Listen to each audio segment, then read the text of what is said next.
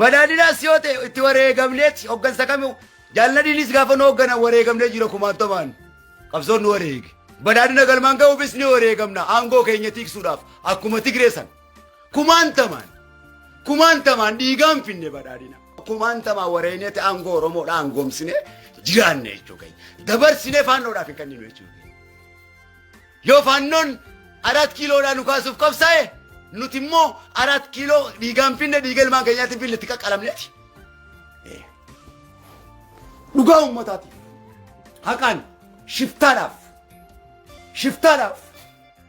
daandii eenyumaaf hin saayinu jechuudha